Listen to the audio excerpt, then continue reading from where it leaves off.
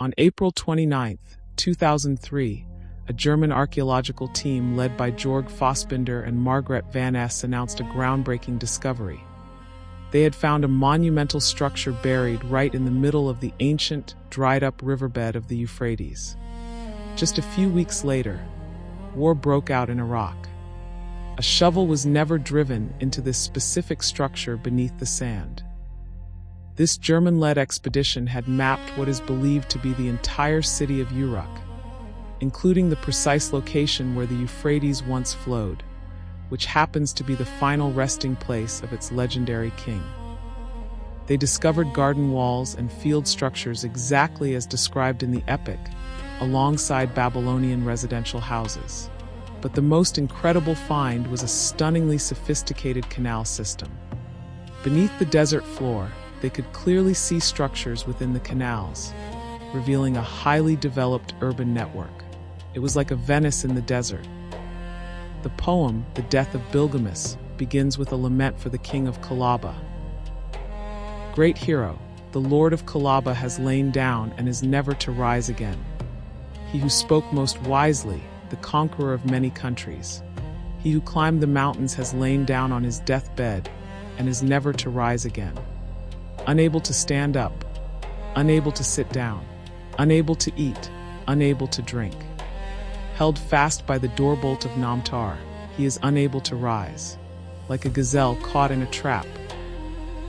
Bilgames has been seized by Namtar, the messenger of death, and lies gravely ill on his deathbed. In this state, the god Enki grants Bilgames a vision, showing him a divine assembly of the gods. The subject of their council is Bilgames' own fate. Their dilemma is profound. Should Bilgames, though a mortal man, be granted immortality since he is the son of a goddess?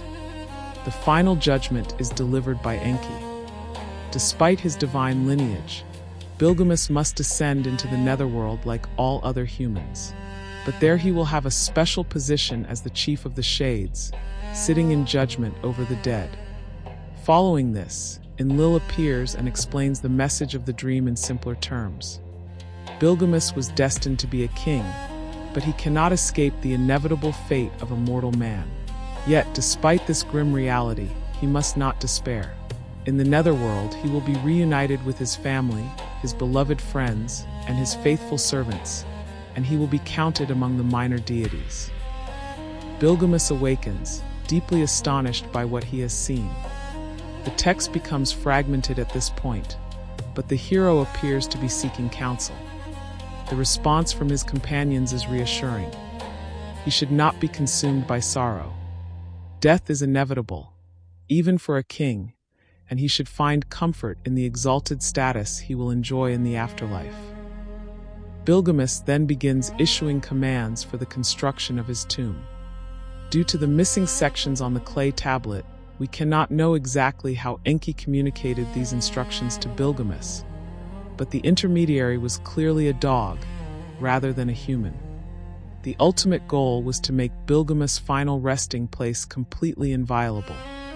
Armed with Enki's profound wisdom, Bilgames orders his workforce to divert the course of the Euphrates River, building a monumental stone tomb directly into the dry riverbed.